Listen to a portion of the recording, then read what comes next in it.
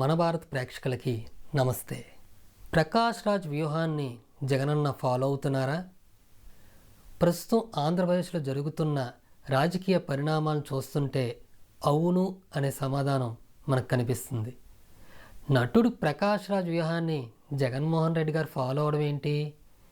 ప్రకాష్ రాజ్కి జగనన్నకి సంబంధం ఏంటి అనే డౌట్ మీకు వస్తుందా? అయితే ఒకసారి ఈ సీన్ చూడండి, తర్వాత మీ డౌట్ క్లియర్ చేస్తా. చచ్చిపోయాడు తెలుసా? ఎందుకలా చేసావు? నీ లక్ష్యం, నా లక్ష్యం, ఉన్న లక్ష్యం ఒక్కటే. కాక మనం ముగ్గురం కలిసి వాడిని వేసేయడంలో తప్పులేదనుకుంటాను. మొన్న నీతో కలవడాత్మ, అది నాకు తెలుసు. ఇప్పుడు కాకా ఫోకస్ అంతా మున్నా గడిపైనే. కాకాని వేసేయడానికి ఇదే రైట్ టైం. నీతో కలిస్తే మొన్న నన్ను బతకనవడు. అయితే ఓ పని చేద్దాం, మున్నాని కూడా వేసేద్దాం. చూడు పురుషోత్తం, ఇక్కడ బతకడం కంటే ఎదగడమే ముఖ్యం.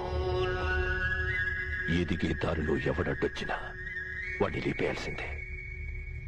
అది కాక ఆయన, మున్నా ఆయన. నీ ఒక్కడి విషయంలోనే తప్పు చేశాను. తప్పైపోయింది, క్షమించి. తప్పప్పుకుంటే ఆ దేవుడు కూడా క్షమిస్తాడుగా. మొన్న అది తేల్చుకోవాల్సింది నువ్వు, ఆ దేవుడు. నిన్నక్కడికి పంపించడమే నా పని.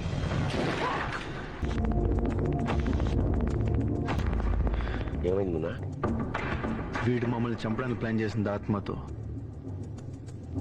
మరి అటాక్ చేయడానికి కిషన్ ఎందుకు వచ్చాడు? కాకాని తక్కువగా అంచనా వేస్తున్నావు. నువ్వు పెట్టుకుంది కాకాని. ఏమైంది అంటే కాక వాడి శత్రువుని వాడే పెట్టుకున్నాడు.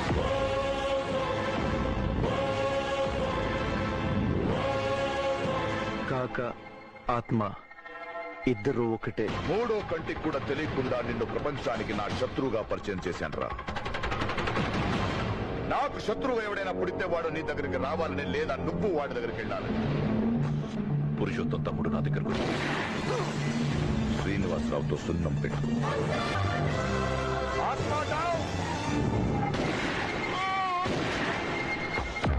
పుట్టిన ప్రతి శత్రువుని తొక్కేశావు గాని ఆ మున్నాగాడి విషయంలో నువ్వేం పీకలేకపోయావురా.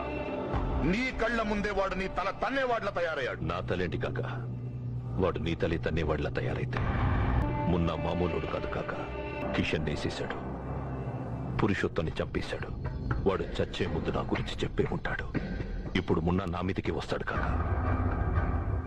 పురుషోత్తం చెప్పుంటే నీ మీదకొస్తాడు, చెప్పకపోయి ఉంటే నా మీదకొస్తాడు. కానీ వస్తాడు. రాని వేసేద్దాం.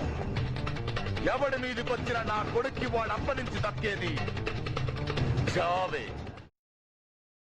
ఆంధ్ర నా పుట్టినిల్లు, తెలంగాణ నా మెట్టినిల్లు. నా కొడుకుని ఇక్కడే కన్నా, నా కూతుర్ని ఇక్కడే కన్నా.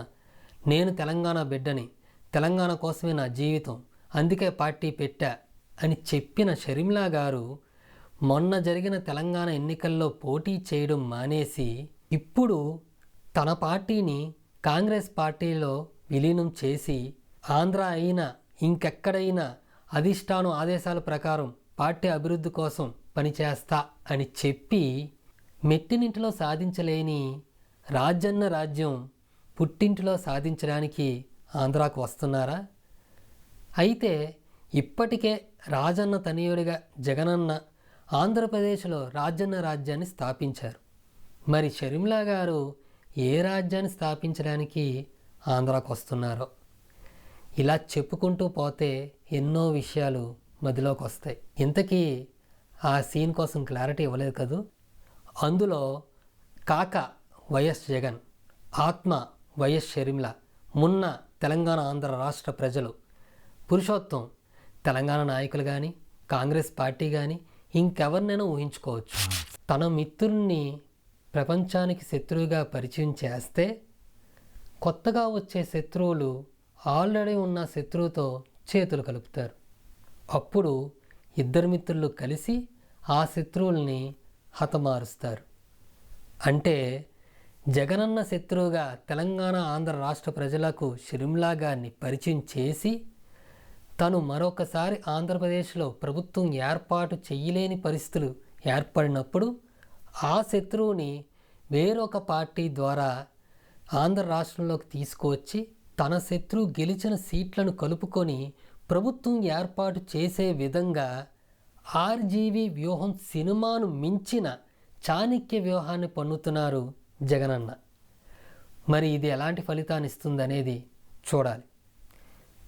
షర్మిలా గారు తన పార్టీని కాంగ్రెస్లో విలీనం చేయడం తప్పు కాదు. కానీ తెలంగాణ అభివృద్ధి కోసం అక్కడే కాంగ్రెస్ తరపున ఎంపీగా పోటీ చేయడం మానేసి ఆంధ్రాకి రావడానికి కారణం జగనన్న పన్నిన వ్యూహం అని మనకు తెలుస్తుంది.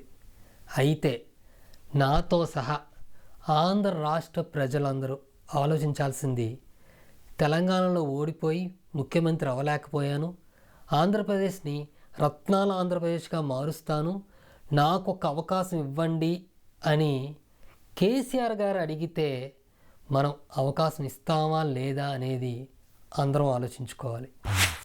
ఇది ప్రస్తుత రాష్ట్ర రాజకీయాల్లో జరుగుతున్న మార్పులు చేర్పులు చూస్తుంటే నాకు కలిగిన భావన.